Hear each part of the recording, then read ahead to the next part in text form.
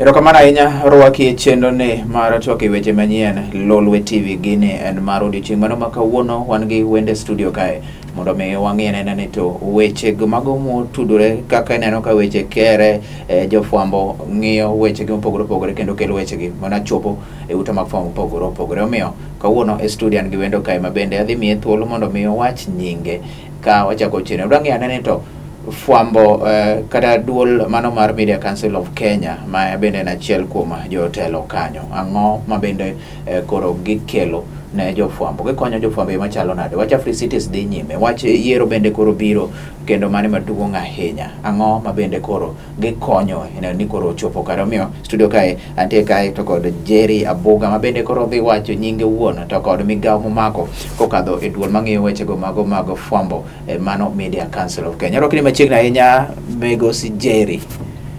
Erokamano Jesse. Nyinga Jerry Abuga, atiyo gi duol mar fwambo Kenya ka iluongo ni Media Council of Kenya. Amor bede studio kaka wuono kod Jesse gi Twak waka. Koro Media Council of Kenya kata duol mar jofwambo en body manobedo established 2013 kaluwore gi Media Council Act of 2013. To Media Council of Kenya ni gima otimo en ang'o? Media Council en emochung' ne tayo tije mag jofwambo e Kenya ka duto. Koro wan noloswa gi through an act of parliament masewacho ni Media Council 2013. To wan gi tije 15 bo act ni. Tije 15 gi waketo gi under 6 categories mwaluongo ni 6As. Koro mokwongo gimwatimo kaka Media Council en iluongo ni academy. Academy ni wan gi Africa Media Academy kama wamedo tiego jofwamb weche. Nikech jofwamb weche kodhi training mag tieko from different places. Koro ka gidonje tijni, to tijni nitie gi dynamics mopogore opogore. Koro wamedo tiego gi through Africa Media Academy ma wan godo Media Council kanyo. Tich mar ariyo mwatimo en iluongo ni accreditation. Accreditation maanisha ni waregister jofwambo weche te matiyo Kenya ka. Wane mwandiko nyingi kata waregister gi nikech bodies mopogore opogore kata dakteche kata mana okinde nyaka bedo gi kamoro ma gintiere gin jokanyo mong'ere. Jokanyo kamano. Koro mane gimwatimo kato watime waregister local gi international journalists matiyo Kenya ka jofwambo weche matiyo jofwambo ma Kenya gi mawuok e pinje maoko. Koro nyaka gibed jok mong'ere nikech koro register ni wakete ga kata mana sirkal ni kode. Gimoro maber onego wach kapok adonje tijwa mar adek en ni Media Council en body mobile formed en quasi government to quasi independent. Of course pesa wayudo ma watiyo go treasury. Kato kendo wan watimo self regulation. Watiyo gi stakeholders mag industry mar media. Koro mane momiyo koro kaka kwa register jofwambo weche to register ni waketo ma sirkal be ong'e ni jofwambo weche jofwambo nitie kato ng'e nyaka nying gi mwamiyo gi nyaka kadi. In fact kaka sani kaka wan Kisumu kanti to weto moko man Kisii gidhi Migori nyaka Siaya gidhi timo tich mar registering jofwambo mar neno ni jofwambo ng'ato migi en kanyo go boke manyiso no jafwambo kendo koro yange ne jafwambo madier. Kamano kata wamiyo gi accreditation card gitiyo press card nyaka gibed ka girwako sama gitiyo. Tijwa mar adek iluongo ni adjudication. Adjudication kae en kama yudo ka cases samoro ng'ato oyudo report marach e media kata ondik story marach e wiye. To koro ng'ato nyalo biro to kelo malalamiko ne Media Council. Wan gi gimoro ni Media Complaints Commission. Commission is headed by an independent body mochung' kende but obedo headed gi an advocate of the High Court. En operate kaka High Court lakini ok en iluongo ni half quasi court. Ketiro ka koro sama cases mobiro one cases wa handle gin cases miyudo ka ng'ato samoro biro to wacho ni ayudo report marach kuom media oketh nyinga kamoro wach gima no ka wacho Koro ka gibiro kar wakati to jo commissioners ma wan go e complex commission giwinjo case ne ka to giluongo media house ma concerned to giwuoyo kitime through arbitration gimono level arbitration marwa ni opogore gi defamation mi chule court idhi timi pesa mang'eny ni jogi oketho nying to commissioners gin joma samoro ong'e chike koso en arbitration ema gitiyo go mondo ji owinjre chike moko ging'eyo ma giyalo buchegi iyudo ka commission ni joma ni kanyo kaka sewacho ni jatelo en advocate of the high court members moko nitie mowuok e academia ma joma tiego Fwambo nitie jomoko mowuok kaka jok matiyo gi media stakeholder industries mopogore opogore ok gin wakili kata mana ni jok ma gin wakili mag chike mag weche mag Fwambo wache kamano kata moko be trainers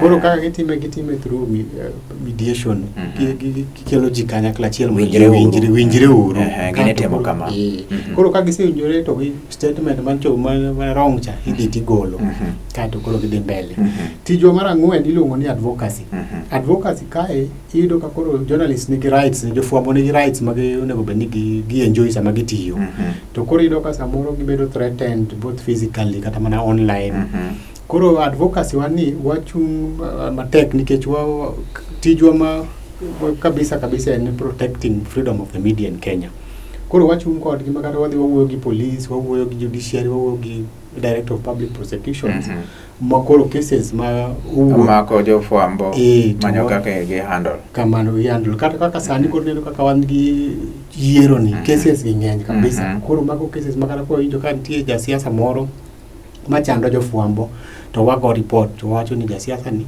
chando ja Fwambo ere kaka nyalo kwere koro mande mochung'ne wach ma wacho ni another function maro mong'eyo mar advocacy moro kendo iluongo ni analysis ni yudo ka koro media council kaka watiyo wan tijwa sana ni ng'iyo kaka jo Fwambo tiyo tijegi to ere kaka wang'iyo through gima waluongo ni media monitoring kata mana sani ka koro watimo interview kaka wuone nitie joma ng'iyo koro ging'iyo wacho ni jogi no otimo kama ber samoro wacho gimarach to ere kaka wang'iyo wan gi gimoro mwa base monitoring on iluongo ni code of conduct for the practice of journalism in Kenya en kaka biblia mar jo Fwambo yes en gi clauses 24 koro clauses gi te sama koro jo waluongo ni media analyst wang'iyo performance mag jo Fwambo to gi base their monitoring on the different clauses mag that code of conduct koro mane waluongo ni analysis reports you are released through the weekly bulletins one gig more on media observer every week tinyiso ni kama na wacha kama mok ni kare ko ne benigi iloso samoro be ka ng'ato otiyo marach wandiko ne kata mana barua wandiko ne kata mana kamotiye no ni ng'ato ni ok ti maber lo giseuru mondo ti kaka sheria dwaro wang'eyo ne nikech kinde mondo waseng'iyo kanyo tije mag MCK gik mang'eny anyama bende koro mulo kanyo mathoth mageno ni janeno ma Lolwe TV owinjo wang'eyo ne wach sani Africa Cities ang'o miun Kisumu ka iyudo ka media council office mang'eny bende ne nitiere kae ang'o ma bende koro nokelo e wach mano ma kotene gi weche mag Africa Cities migawo mana bende koro timo ne jo Fwambo kotene gi weche mag Africa Cities mano penjo maber kabisa koro wan kaka media council gimwa timo maduong' ahinya en tiyo gi jo Fwambo to ensure ni koro gin joma tiyo yo ma professional maber koro kata mana kane pok bura ni ochakore mar Africa Cities ni wasebiro kamwa wuoyo gi journalists jo Fwambo ma Kisumu kamwa miso gi kaka koro nego beni gi Fwambo kaka gi report about summit maduong' kabisa motimo ji from all over the world koro sani ma en opportunity maber kabisa mar Kisumu mondo ji ong'e ni Kisumu karen town machalo kama ober kama koro wawacho ni koro jo Fwambo onego beni report very professionally sama gindiko weche kata mana gi oro weche oko keyo ne ji mondo koro nyaka gindik jok moko mag report very professionally kendo wa encourage gini koro ka gin gi specific knowledge on urbanization koro meeting no majorly about urbanization kaka jo modak koni nyalo konyore gi resources ma within the town the city koro mago ginyalo ilora ji kuchiro gi interview gi welo wan go kama ng'eny nitie former president nitie current president kata president ne nitie kanyoro jakom ne nitie kanyoro Koro gima gitimo koro ging'iyo topics mopogore opogore ji dhi discuss chakre ka nyoro chakore nyoro nyaka tarik 22 ma en Saturday. Koro within this week nitie topics mopogore opogore. Koro yo mwatimo ni wangiso journalist wasi train gi kaka onego beni gi interview kata mana chika gi yudo topic moro maber. Topic no handle nango, topic no dhi nango, uchako ndike nango. Kamano. Koro gibedo ka gin jok mobedo very professional kagi cover this information magi tero ne the world mondo ng'e Kisumu en city maduong' kabisa kendo gik matimore kama gineno. Nyaka ne puonjo mano kapok Africities nochakore mane luongo ji tinyiso ne tem kamae. Africities nosechakore. Ndalo achiel mano mosetimre kata ndalo moko go nikech ne before Africities nitie stories mabende nyaka ne dhi manyisowa ni kama kumi dhi time. Bende uneno ka gik mano puonjo ka bende uneno ka nitiere professionalism e reportings mag mabende useneno ute Fwambo opogore chop gi dichieng' makawuono. Amor kabisa nikech ne an achiel kuom joma ne obiro ka dwe mokalo dwe mar ang'wen mwaromo gi jofwambo ma Kisumu mwuoyo kendo aneno kaka ne owuok to stories magigolo ber kabisa kata mane gazet kata radio gin stories ma inform ji wach mar Africities en ang'o nikech ng'eni koro jofwambo e jok manyalo miyo jopiny wach maler gi nyiso gine wang jopiny gine wang jopiny nyiso ni Africities en gima kama kaka wadhi yudo konyruok kuom hosting meeting ni kama kaka wadhi mbele. Koro wan wamor kabisa kaka media council nitie joma ne wan godo jofwambo kendo waneno ka gin ndiko ber kabisa. Ne gisetimo maber. Gisetimo ber kendo wa expect ni gitimo ber. Erokamano joga manene ywe matin kwa dhi break waduogo wadwaro ng'iyo anena kanyo safety mag jofwambo. Wadang'i both kaka bende kaka nong'iyo ni safety margi chal nade wach Africities joting'o ji mathoth to kod wach mar election ikruok mane mabende nitiere mondo ne jofwambo kargi bedo maber aita margi ok othaggi e tijegi. Wagamo yweyo matin waduogo wan kae kod Jerry Abuga mar Media Council of Kenya. Wang'iyo aneno to TMCK kata Media Council of Kenya nango tere kaka gikonyo jofwambo koso ka gisemiyo jofwambo ni jofwambo to giwere kodi kamano wawinjo kanyo ni gin tiere migawo mabende koro gitimo odugo bang' thuolo machwako.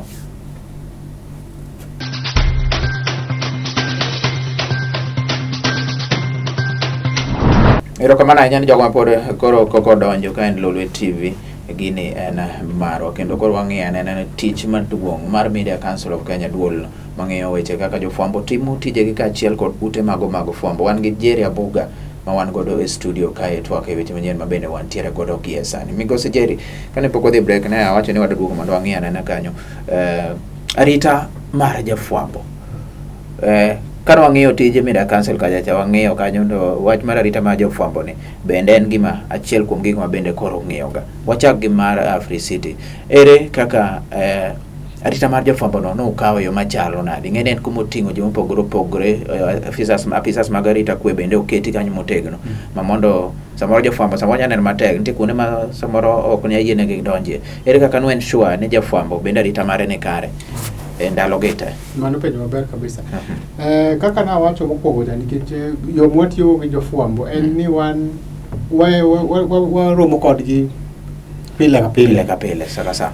Ok ni nikech koro wan gi Africities momiyo koro kendo wan kodgi machiegni but ma en gima wasebet kwatimo kwa throughout the year kendo watime e piny Kenya duto samoro wan Mombasa Bungoma nikech sani wan gi regional offices moro nitie Kisumu ka KBC ka moro nitie Mombasa KBC office ma Mombasa moro nitie Meru e posta moro nitie Nakuru e posta building koro gima watimo ni throughout the year waromo gi jofwambo everywhere. Koro samoro moko rito wapuonjo gi on safety.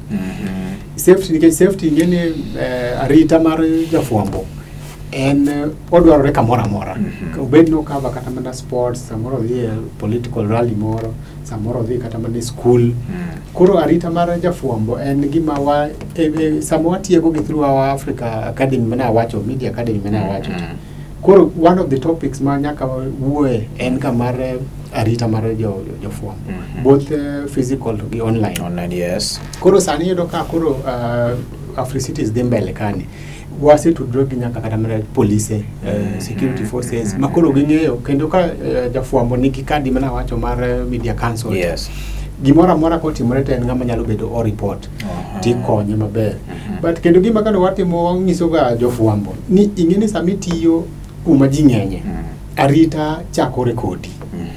Koro wapuonjo gi ni giyo magi nyalo bet ka gitiyo godo tich kaka giting'o kata mana equipment kata mana statements magi wacho iwinjo kata kama giwuoyo samoro kama ji nitie nyaka chung dhogi be jafwambo nyaka bed very level minded. Ok ibed ni koro samoro in side achiel kende meninde kech mani ngeni ka ng'ato samoro winji sana ka koro samoro wan gi campaign matimore ng'ato ko winji ni support koni moro chabo winjo ni support koni ni ok ber kata mana inyalo kata goyi inyalo kaw kata mana gigi mag tich.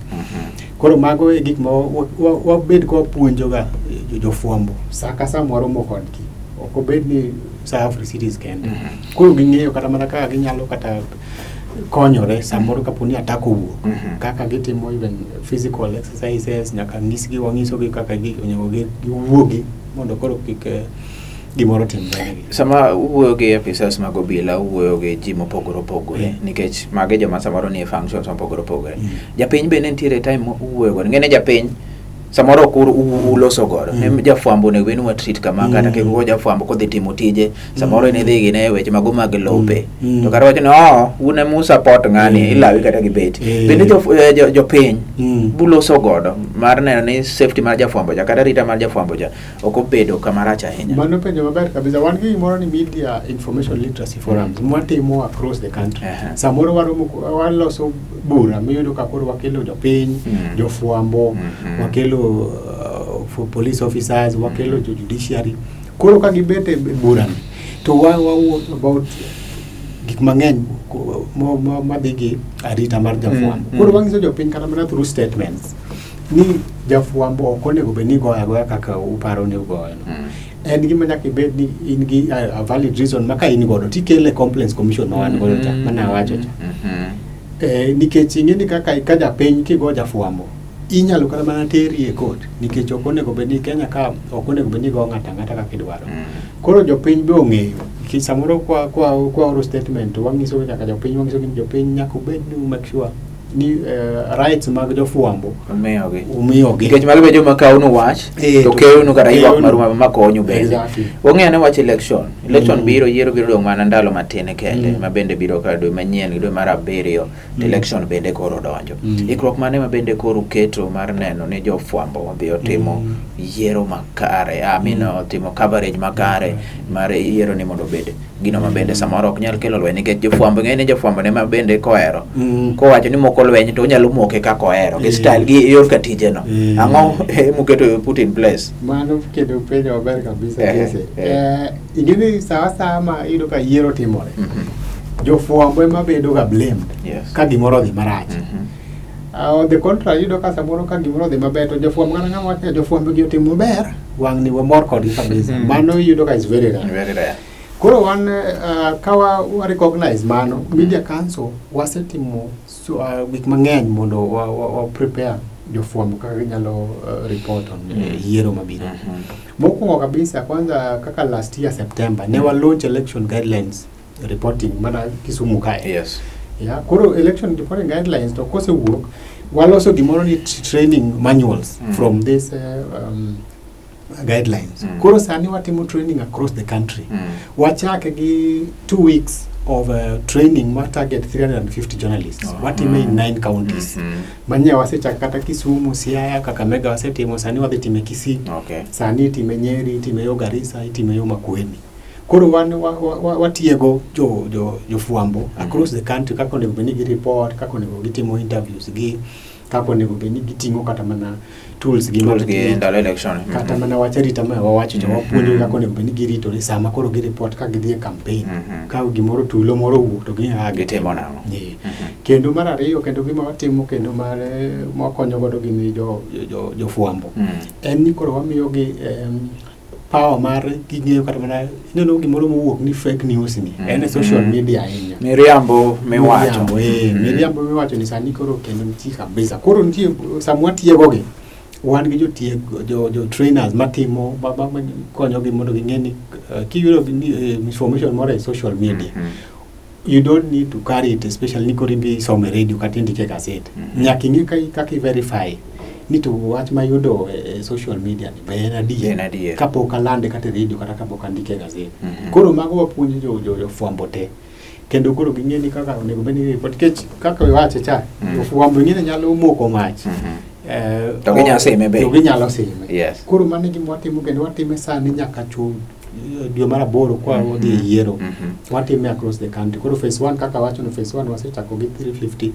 Koro phase 2 wachako kendo from next week wasetieko this phase. Mulane wa josiasa ka watieko. Josiasa bende yudo ka ndalo election kata ndalo yiero ni bende yudo ka samoro gin magi nyalo siayo jomoko mondo go jo fwambo kaluwore ni samoro kaka kech waning'eni watimo tijwa mok wanendo kamoro achiel to samoro nyalo ka josiasa moro ok mor kodi ka kere josiasa gi bende loso godo be gimbe nitiere nikech timno gihero sani yudo ka go ja fwambo moro gimonjo nyaka stations go ja fwambo iye kanyo ma uketo nade dizia gimoro ncha watimo wase science ani MOU gi IBC kendo watiyo very closely gi Office of the Registrar of Political Parties. Makoro wacho ni josiasa moneno ka en tich ne mana goyo jo fwambo ovamia gi chando gi tich. Koro wa report gi kucho makoro wacho ni in future wadwa ni ka jasiasa mabed ni kenyo jo fwambo onego beni chunge okonego beno okichunge siasa. Okichunge siasa nikech mago joma ketho tich kaka nego beni timo tich. Koro wachni mano mogik kanya ka sabi kona no serumo wachni mano mogik minyalo loso gi jofwambo japiny kaachiel to kod ji duto man tie Afri City sani jofwambo makava Afri City election josiasa kod japiny te. Yes, wachni mano mogik. Mana adwa ahero wacho ni jofwambo gin joma tiyo tich maber kabisa in terms of miyo jopiny wach tero gi nyiso gi updating gi kaka campaign dhi mbele. Lakini kabisa onego beni gi miyo jofwambo space mondo giti tijgi maber. Jofwambo ko kichando sama gitiyo cha ting'eni kama tijgi ok nyal bet maber. To jofwambo ma Kisumu akwayo ni mondo koro sani kaka wan gi welo mang'eny kwa kuonde teni ukava gini maber makata ka koro ji ng'iyo wach ma Kisumu to gi Nyanza region the whole of Kenya. To ging'e ni koro Kenya kare en kama piny maber dongruok nitie. Koro mane ma adwan mondo jiw jo fwambo mondo tim kamano. Erokamano ahinya pani mane wachni mabende mogik mane intiere godo mondo migosi Jerry Abuga mar Media Council of Kenya mabende wantiere godo e studio kae mondo mi wang'e ane to tich ma Media Council of Kenya timo en yo machalo nadi winjo kanyo ka kare gi konyo jofwambo mathoth ahinya imiyo jofwambo bende koro nyaka tige lony mano bende puonje pod mimede kowuok kuom Media Council of Kenya. Mano bende machopa e giko mar chedo ni oriti masani kokadhi Lolwe TV nyinga Jesu Mondi kane an kae to kod Jerry Abuga. Erokamano ahinya Abuga. Erokamano.